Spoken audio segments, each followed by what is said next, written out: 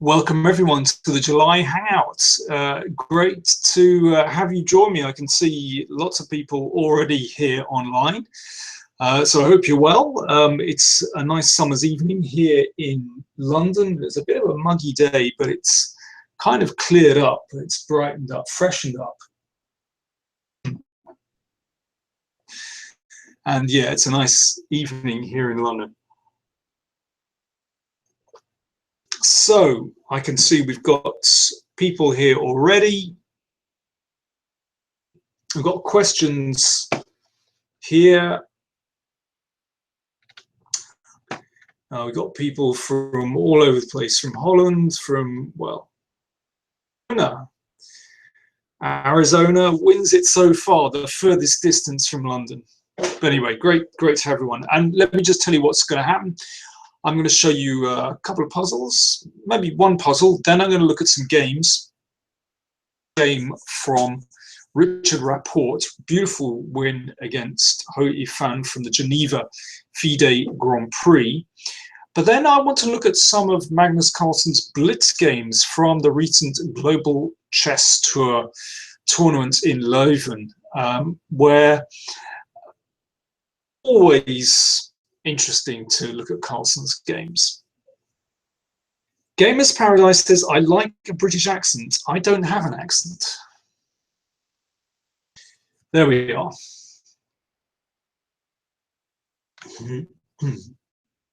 I don't. Let me see.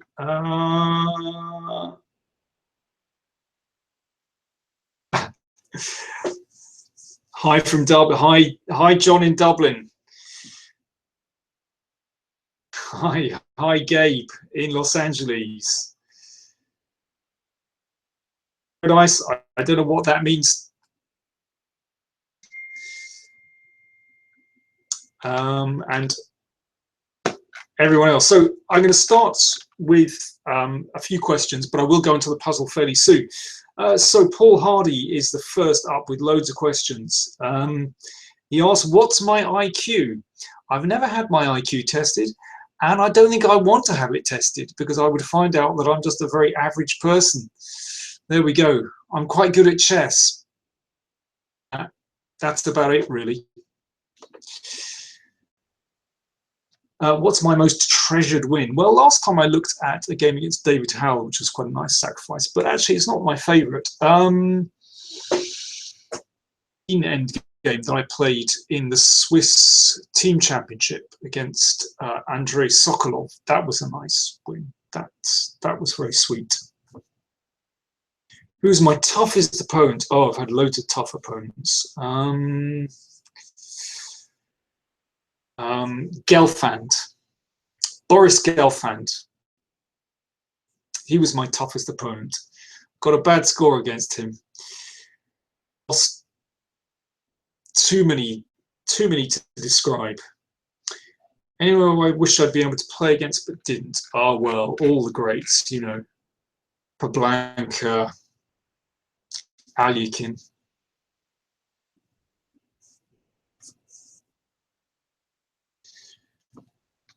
Let me see. Greetings, Naeem Salim says, greetings from Amman. And all over the place. Fantastic. Gamers Paradise says, Mayweather or Connor. Oh, God. I think there's only one winner there, the guy that can box. I'm afraid that's a non-contest.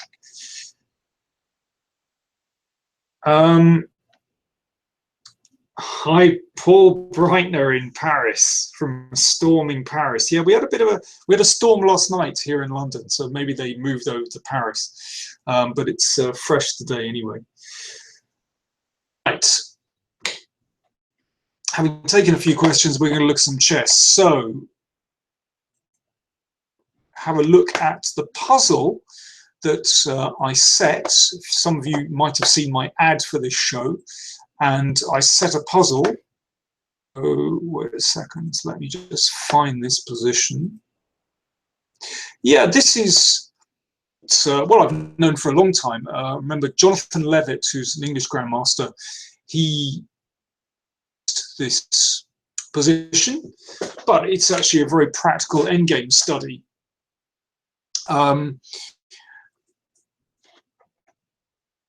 So the question is, whoops, wait a second, hopefully everyone can see it okay. Very practical endgame study.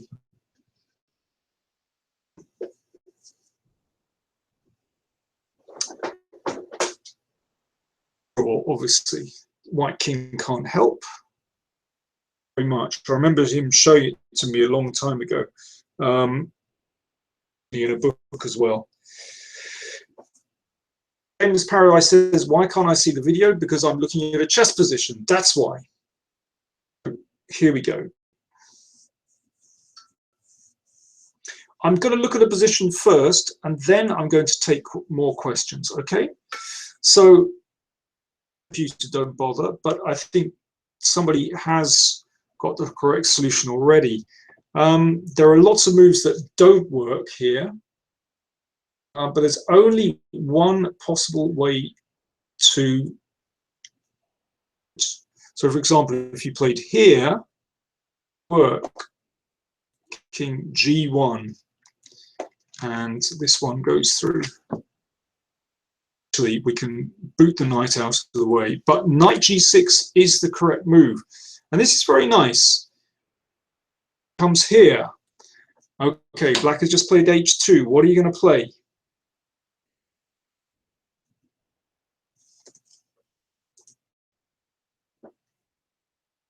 I'm very quiet again. Knight G6, H2. I'm going to make you think.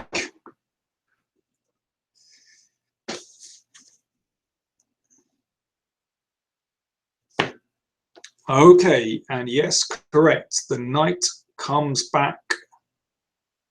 H4. Beautiful move. So the knight comes back to where it started and takes away this square. And black has only one move, and thank you very much. Eliminate that pawn. So H2 doesn't work. Okay. So instead of H2, try, well, obviously G2 is no good because white swipes the pawn straight away. So by process of elimination, a very useful technique, King G1, only possible move. And now, you want me to add letters and numbers to the board for the puzzles. Coordinates. There, done it. Hopefully you can see that. There you go, Zia. Done it for you, just for you. Okay, so how does white draw now after this move, King G1?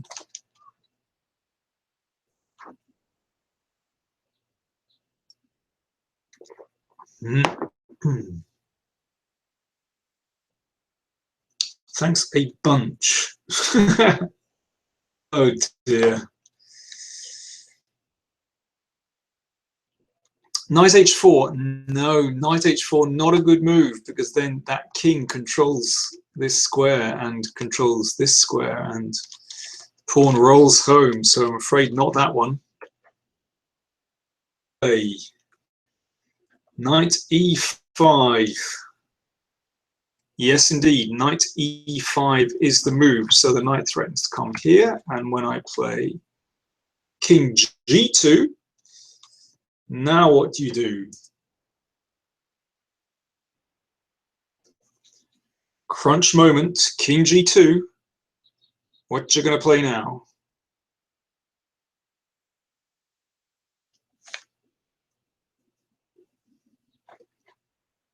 Let's just promote that. Very quiet again. You're all having a good think. I like that. Bit of thinking, no bad thing. Knight G4, yes, very good. And if King G3, it's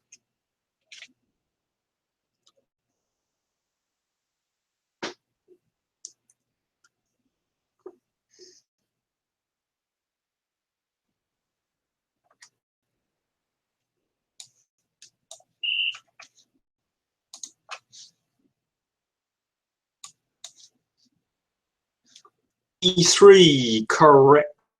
Well done. Yep, excellent. So this is a theoretical draw.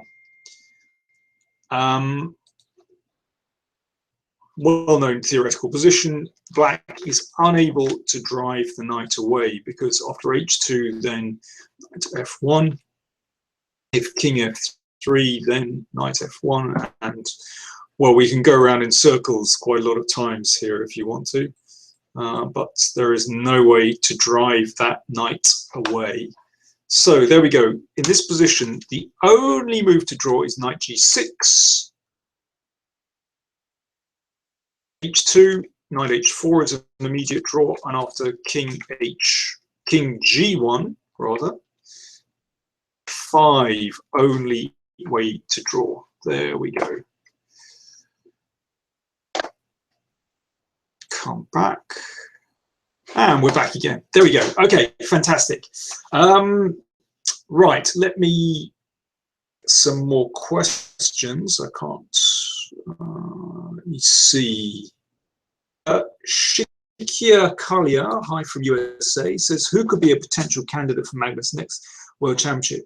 Oh, good grief. I mean, it is completely wide open at the moment. Levon Aronian, Caruana, you know, all those players. I don't think Nakamura has it personally.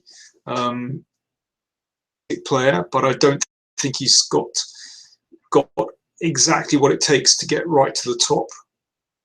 Yeah, Caruana, Aronian, Wesley So. I mean, Wesley So is looking like the strongest at the moment.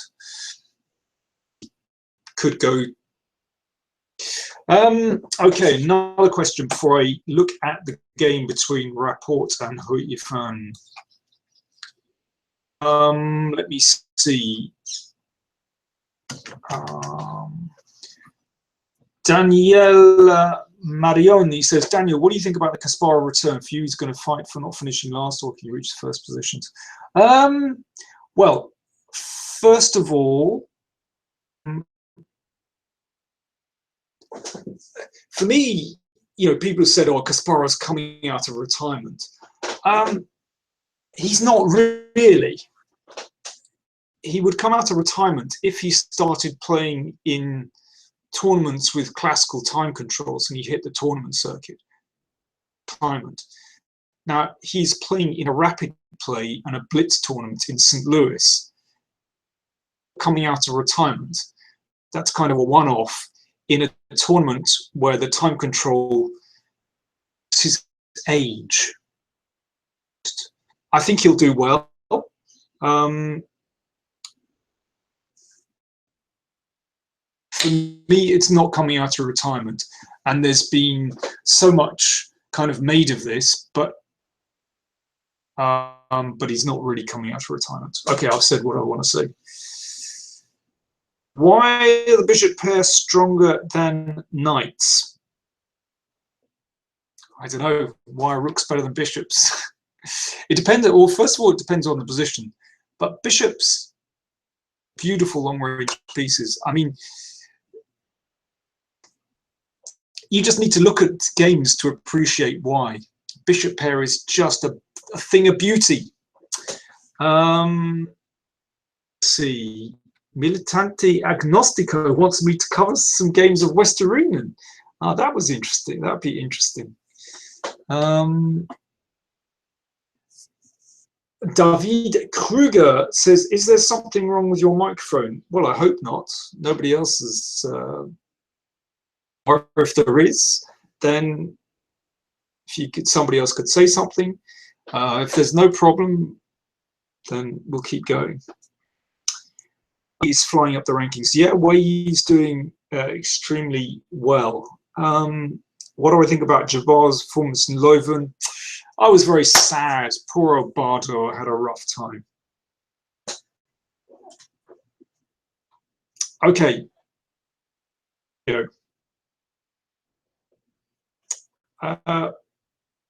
Think about that cutoff, but anyway, I'm going to look at a game now, and I want to look at a game between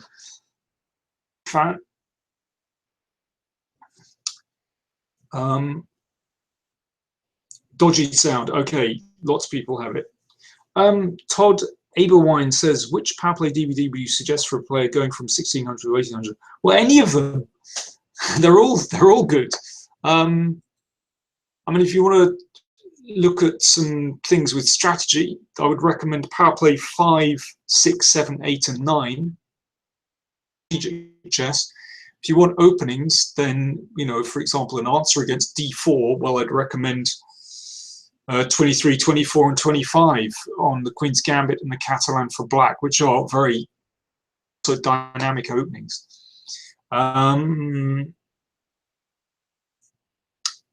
Active game played in 2016. Oh boy, too many to choose from. Anything by Carlson. Okay, I'm going to look at a game between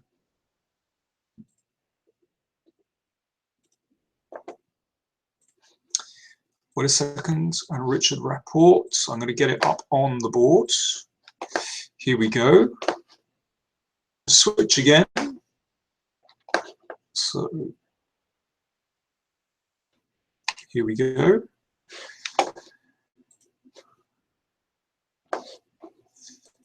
Okay, so this was played a week ago, and I thought it was a beautiful game. So Hoi Fan, strongest, rated 2666 at the moment. She's a strong player. Richard Rapport just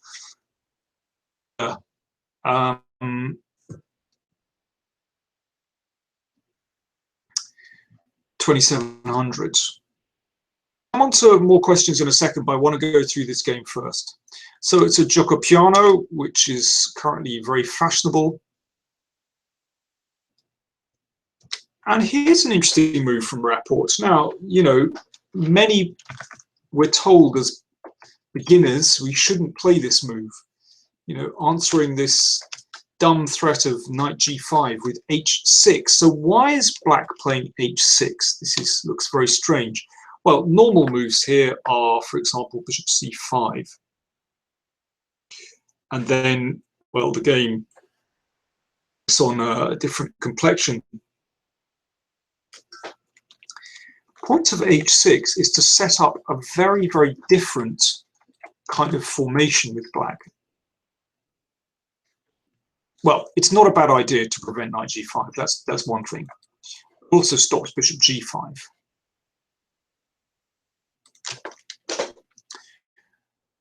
Is that he wants to set up with a fianchetto. He wants to put the bishop on g7, which is certainly not a bad place for the bishop in these kind of systems with pawn on e4 and e5. He's not bothering putting the bishop on this diagonal. It often gets traded off anyway. That's the main line, of course.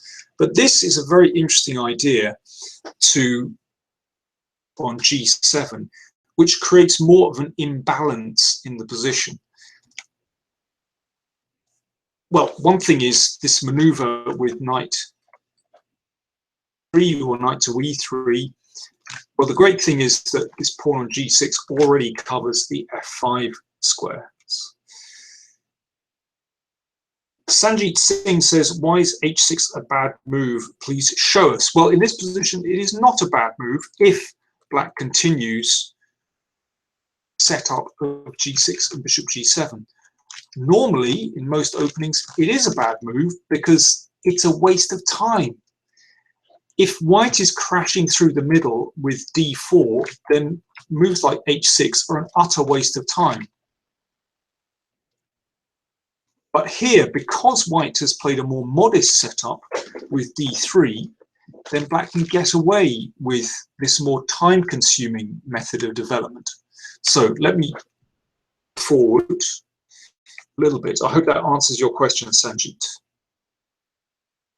Now, d4. So white has managed to break in the center, but it's been a bit of a slow motion break because he's played d4 in 2 moves, and by this stage, black has been able to set up defense on the king side, and there's no real pressure on his e5 pawn.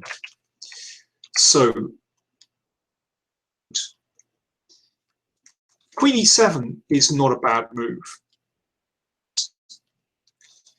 played by, for example, Hare Krishna. And he played like this. And now in this position, knight h5. This is pretty solid. And the knight's looking to come in here. Way of playing the position, but I don't like bishop d3. That was a game against Bologan.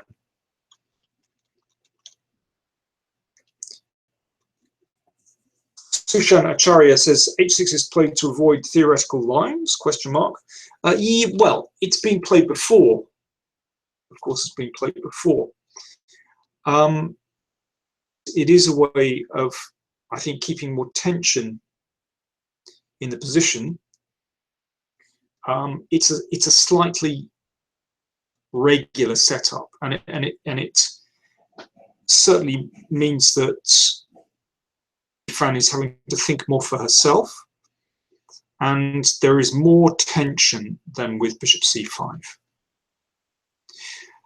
And here, Rapport, instead of queen e7, which doesn't look like a bad move, he played knight d7.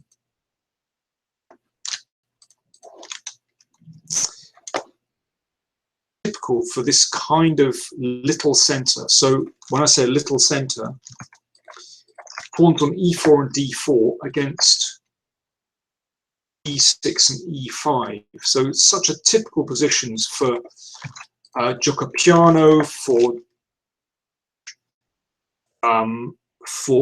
the Piets, for example, the modern, many different situations, many different openings. d7. Well, it means that white trades, then it could be that he can recapture with a knight. The principal reason is that it opens up the diagonal here, so there is just more pressure on this pawn. So he's inviting white about that pawn. So now, for example, white can't play knight d2, be hanged. So it's not so simple for white to develop successfully. The bishop doesn't look particularly well placed on e3. You know, there could be pressure here. Yes, it is like the Piet's defense, Harris Nabil, where black often, if you imagine this pawn is on e7, just like in a Piet's, it's forward to e5. Absolutely typical.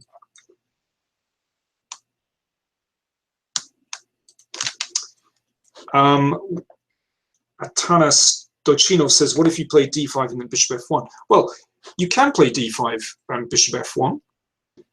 This is absolutely normal, and we get a kind of King's Indian position, where white is coming down here and black is coming down here. But I think this doesn't look like a bad setup for black at all. Just a very double-edged position. Douglas Squirrel asks, where is the c8 bishop going?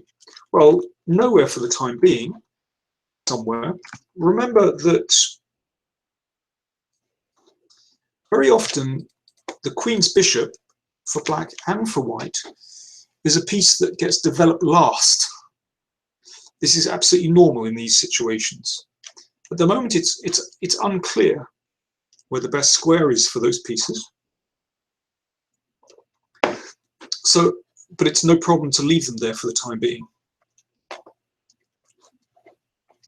I had a question back there. Is b6 a bad move for black in this position? Let me just take some color off the board. Is b6 a bad move? I get a slightly uneasy feeling about b6.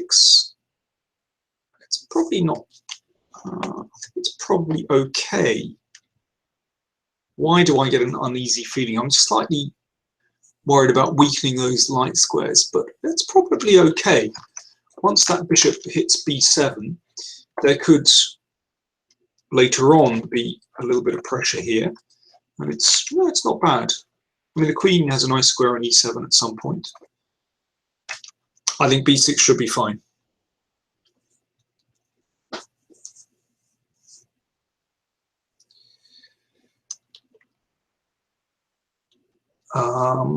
Is queen a4 possible?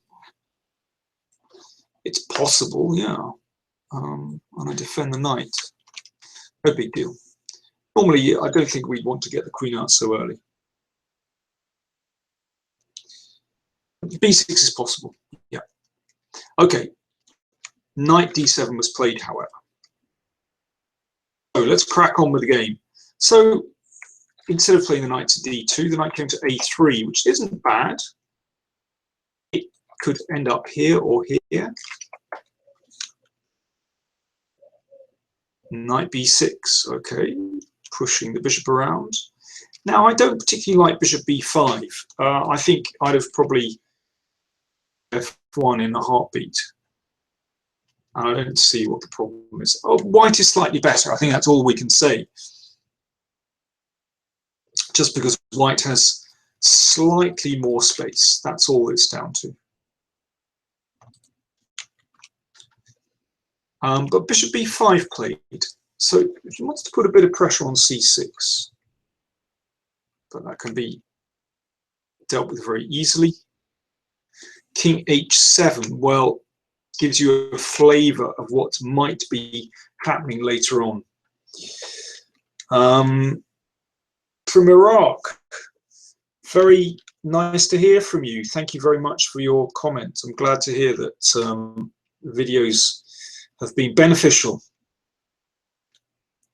So king h7, king out of the way. It's nice and safe, protects the h pawn, and you never know when it might be possible to fly that f pawn up the board. Ifan takes and plays knight c4. Pretty normal so far, a4. Stepping out of the way of the rook. Cool moment. Now this is a little bit unusual. I mean, here bishop c4 looks like a normal move. But queen c4 played, which is obviously more forcing, because now there's a threat to play bishop c5.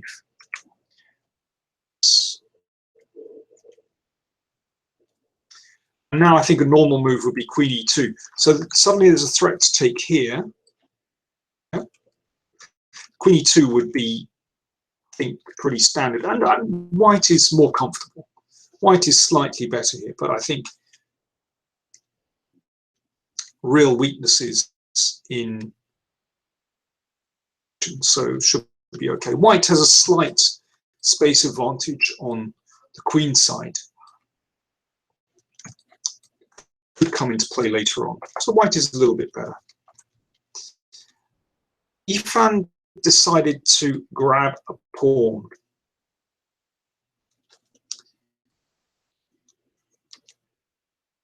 Well, you can take that, and there's no reason not to, actually. Absolutely fine. Obviously, b6 could be met by a5. It's breaking things open. It's interesting. Rapport took with the queen. Queens are exchanged, and then bishop takes a7. And now you have to ask yourself, well, what kind of compensation does black have in this position? So here is my question for you. You play this with white. Excuse me, with black. I'm getting the colors mixed up. How would you play this with black? How did Rapport get some compensation? If you're using a computer, then don't bother to message in. Game before, don't bother to message in. If you're using your own fine mind, then I'll be delighted to hear from you.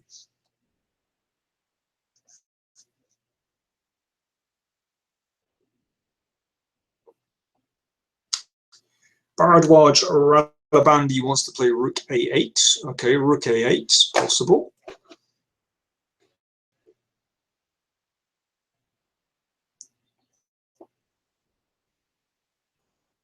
Well, you don't get the pawn back with rook a8, you see, because I'm hitting the rook. Not a big deal. Yeah, exactly. This is the prob. Okay, so what about the f5 break? Let's have a little look. So how are we going to meet this? Well, this is situation. Well, the problem is that after this, sure, you can double the pawns, but actually it doesn't achieve that much. Remember, white is a pawn up here. I mean, black be able to get one back. I'd perhaps want to, could play king g2. No, I think I'll just play bishop e3 here. Okay, I'll give you that pawn back.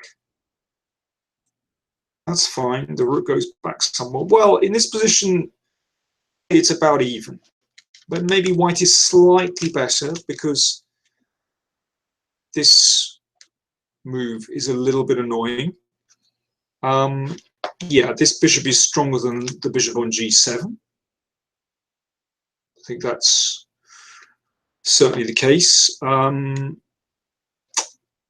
Yeah, white is slightly better. You never know. On a very good day, I might be able to create an outside pass pawn, but I think simply a6, which would split the pawns up. Was there, I could interpose with, I see, yes, good point. I could also play this one first. That's even better, of course. But okay, in this position, black could play rook takes. And then we transpose after this. Bishop e3. Transposition. White is slightly better. So not this one. What did Rapport play? Anyone else like to try and...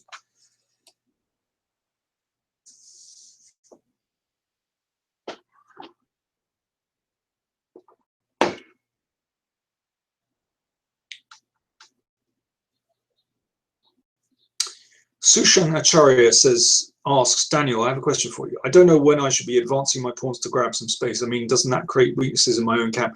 Depends. You know, this didn't weaknesses. If you can cramp your opponent's pawns, that's a good idea. I'll talk about that another time. I'd like to look at this position first. Mohammed, if you know the game, don't spoil it. Yeah, there's a good answer. Grandpa Higgins says if the position is closed, pushing pawns can be good. Yeah, if the position, if there's a big tactical melee on the board, then there's no point in getting involved in the positional niceties of gaining space.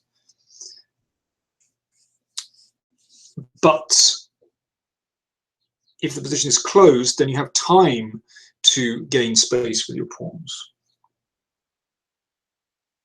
Okay, Mohammed, there's a linguistic problem because you said, I think he pushed the G and H pawns down the board. So that suggested to me that you'd seen it. Clearly, now I understand what you mean. Rook d3 has been suggested. Well, I guess it's not d3, it's not really hitting too much at the moment. That's the problem. I think I might just push with a5. Going. Not that one. This is an absolutely critical moment in the game, and Rapport's move here is really surprising.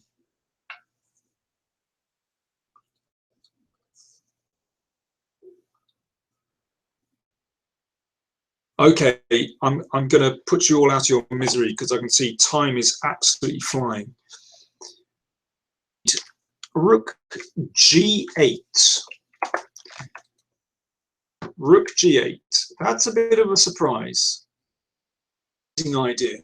Absolutely amazing. Oh, just let me clear up b6. If you play b6, white can break things open, so you don't win the bishop.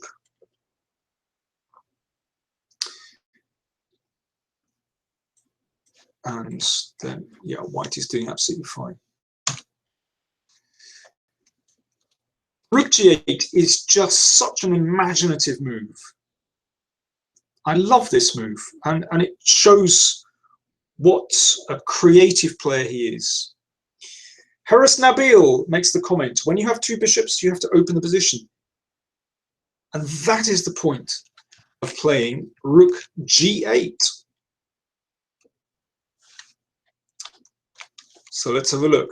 Well, when he played King h7, of course, he didn't exactly have this move in mind. He was thinking generally about playing f5.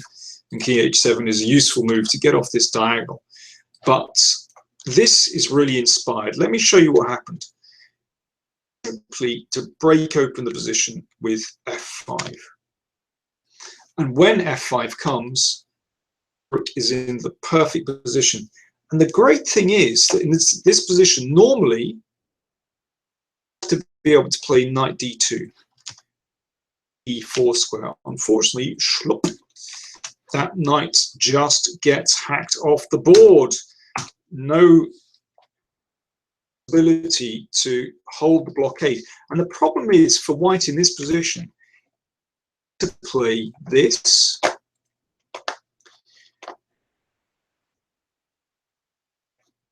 In order to meet f5 with, maybe something like this or whatever, it doesn't work. But anyway, in this position, you can just take on e4. This is the problem.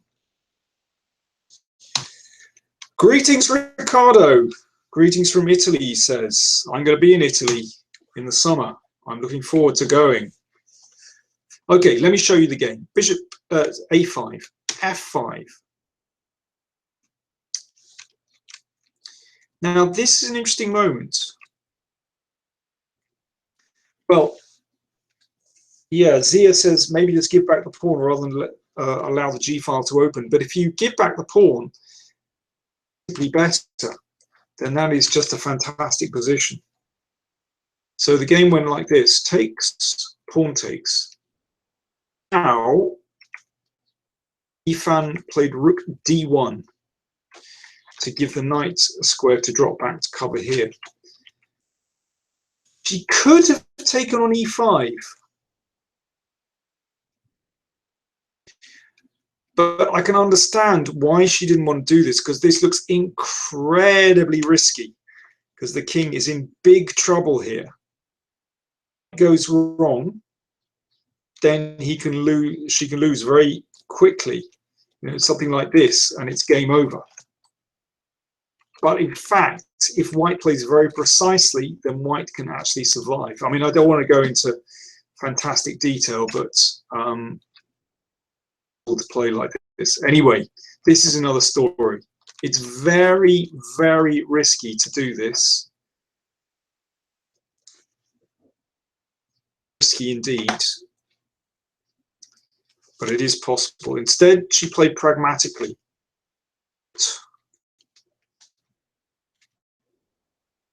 The knight back. This is interesting. Hits the bishop. It's in time to advance. By the way, if the bishop comes to c5, okay, here's your next puzzle. Hi, Matt, in Los Angeles. Nice to have you here. Okay, Matt, here's a question for you. If bishop c5, how does black win? Over to you. Come on, Matt. I'm waiting. I'm waiting. I know Los Angeles is a long way. So, drum roll, please. Just Matt.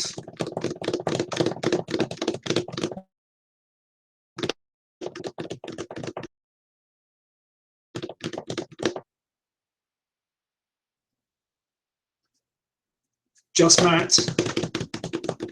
Matt, you've gone all shy. Don't be shy, Matt. Black to play and win.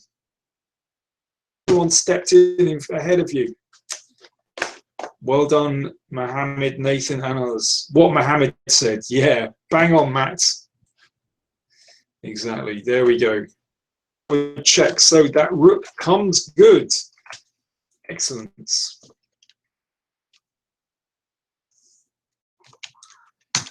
For those people asking questions about other stuff, I'm busy. Can't you see? I've got a lot on my plate, and the plate at the moment contains a game found against Rapport. So the bishop had to come back to a very passive square. Is doing beautifully. That rook again coming into play. Here we go.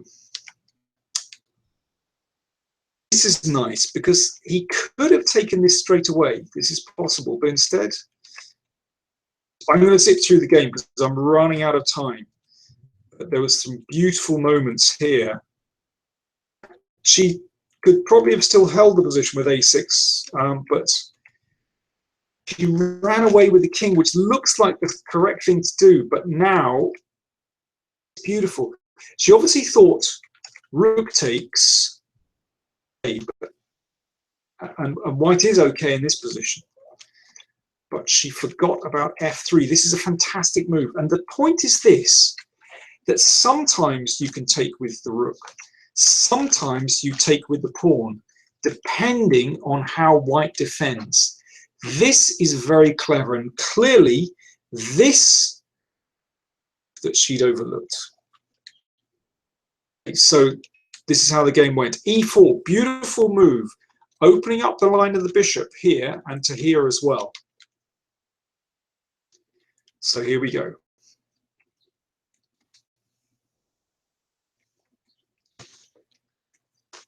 See how the game ended.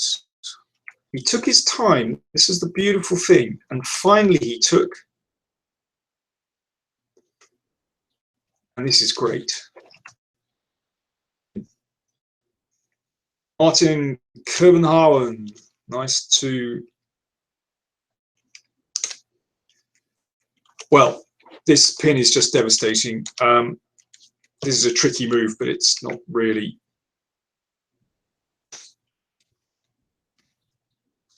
And now black is simply an exchange up. So protecting the pawn, and this is coming as well.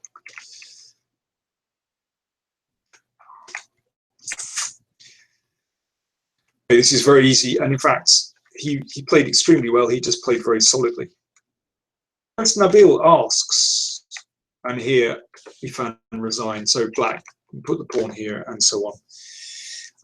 Harris Nabil asked, Daniel, what's Rapport's weakness in achieving counsel? Well, unfortunately, you know, I would love to see Richard's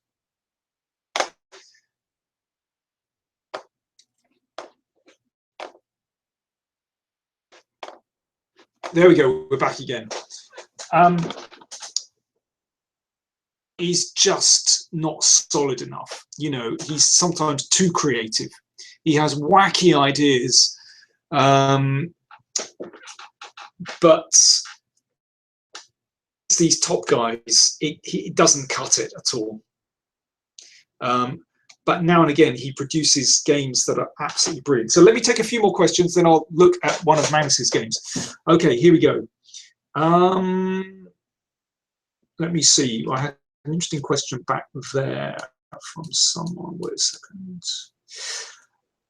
Heel says, hi, Danny. Will it be helpful to use your recommendations in Power Play 24 and 25 if I play or semi-Slav and not Queen's Gambit?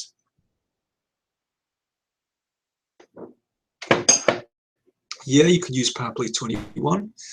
I'm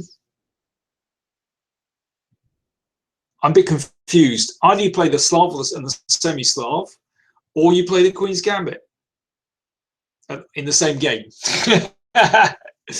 Okay, so that was dealt with that one.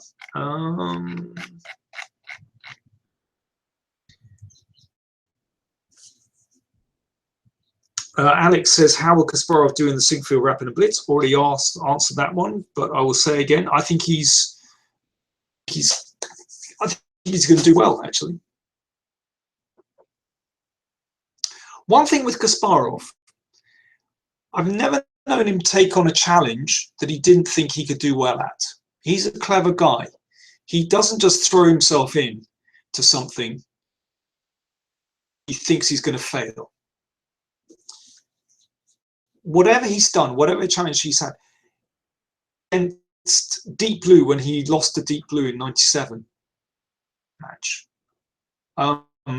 and he would not have gone in for it if he thought he was going to lose.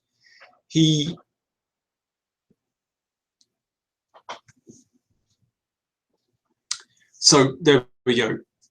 He's going to do fine. Let me see. Oh yeah, a couple of things I should say. Bit of housekeeping.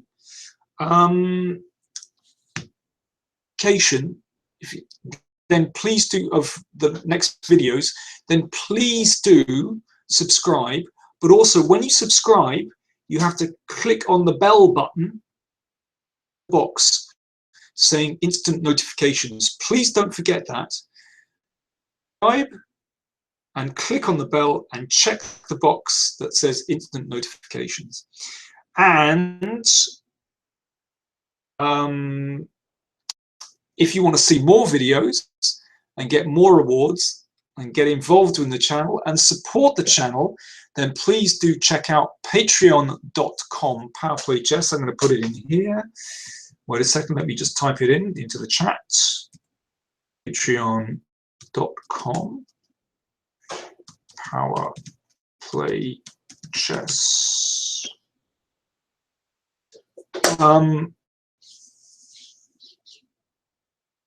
And please do support the channel. Remember, there's loads of free stuff, but we have to somehow keep going. And we only keep going with our support from our patrons. So please do consider supporting and get the rewards for doing so. Let's see. Mohammed asks, do I think the Sicilian Dragon is playable at 2400 level? Yes, definitely. French or Caracan, Daniel. Should you play French or the Caracan in rapid play? You can play either, it's fine. Reiner asks, the Countdown TV show. I used to watch that like 30 years ago. Yeah, nice to sit down with a cup of tea.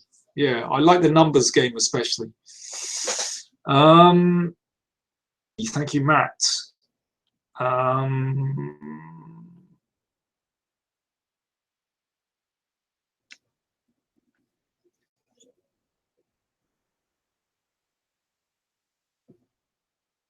Oh, Paul Hardy. Yes, he's already done a very good job of advertising the thing.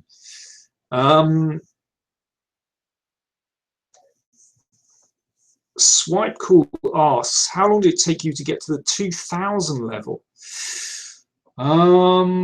Wow. Golly, when did I get to the 2000 level? I was probably about something like that. Can't remember. Oh, Paul Bryan, you're French champ of Countdown. Oh, chapeau.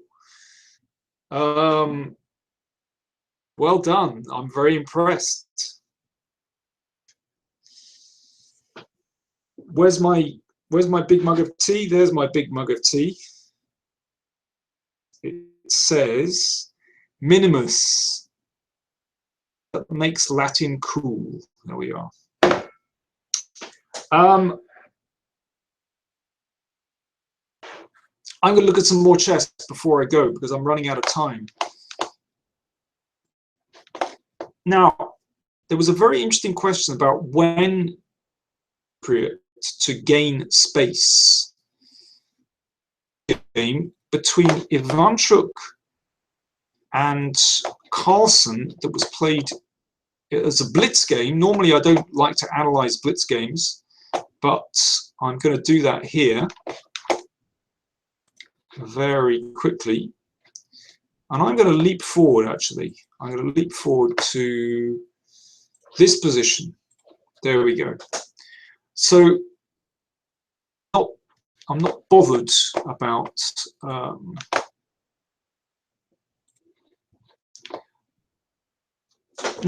how we got here. I'm bothered about this endgame. Now, so Ivanchuk with white.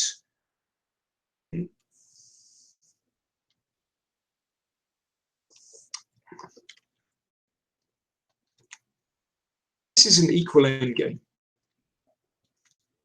see how to create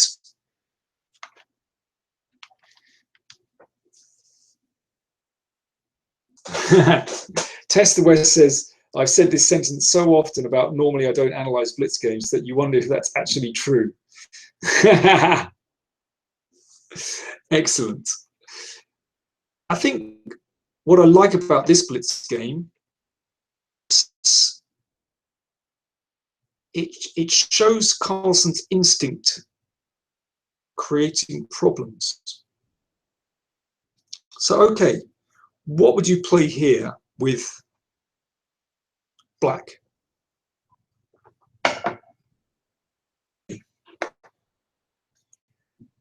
Bethuriel says he never understood what was going on in this endgame. Well, no.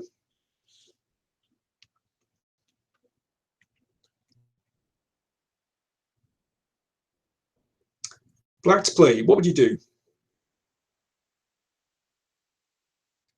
John, I missed that pint. Yeah, I don't know when I'm going to be back in Dublin. Which part of Dublin are you in, John?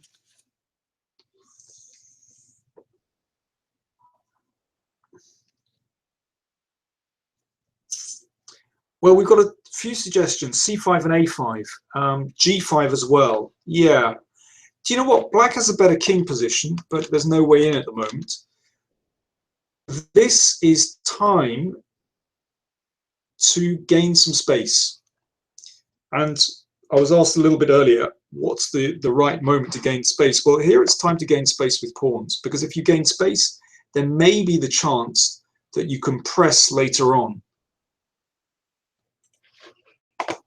So is a reasonable start. Play that, he played C5. Gaining space, why not? Okay. And now this already presents white with something of a dilemma. If he blocks, well, you know, that creates a weakness here. You never know, this knight may be able to hop in at some moments. Not that it's a big deal, but be a problem. B3, well, later on he has to think about this break, which will create an outside passed pawn.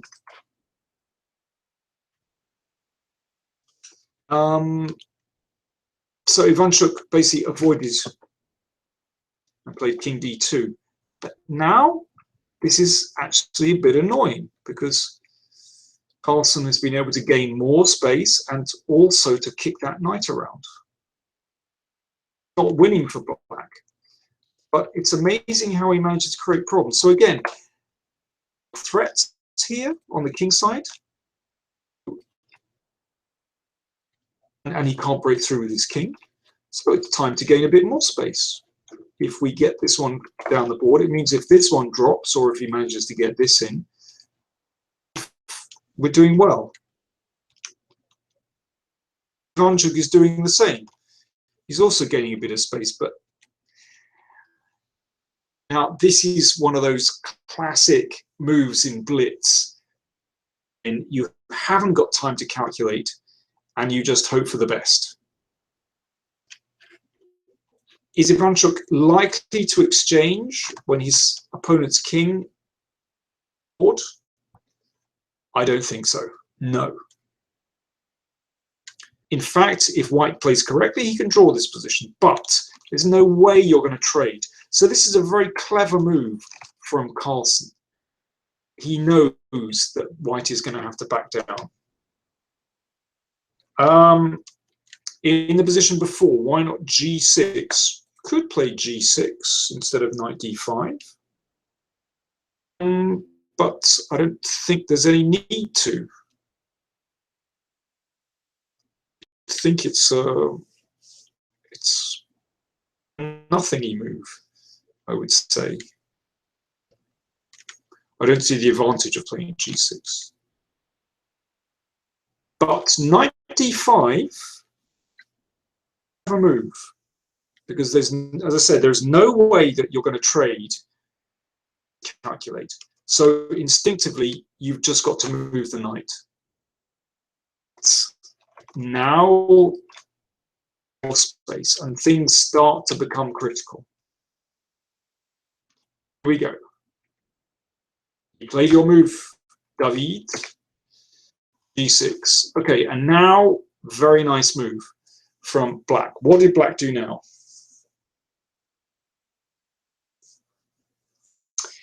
Bert Hamilton mentions white has 2 pawn islands, black has 3. Carlson might be trying to swap a pawn on the queen side as it's even on the king side.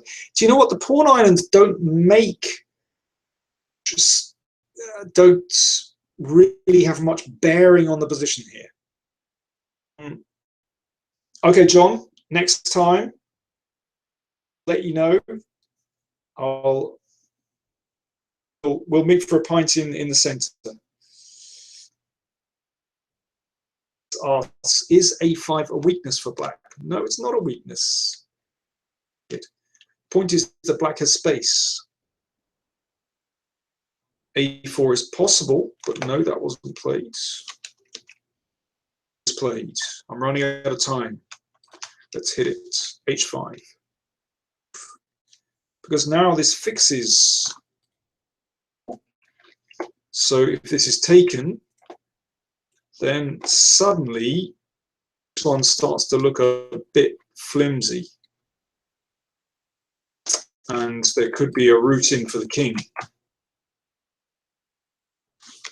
See, this knight does a brilliant job of controlling the king. So white played g5. Ofer wants to play the king to b3, but do you know what? Yeah, normally that can be controlled. Actually, the knight on d4 would control it. But now, okay, basically this position is just about Zugzwang. A4 stops any nonsense with this. And this is awful now. The king has gone back. Here, Ivanchuk resigns. Once pawn drops, then the problem is that the knight is coming back for this one. There we go. It was worth gaining space.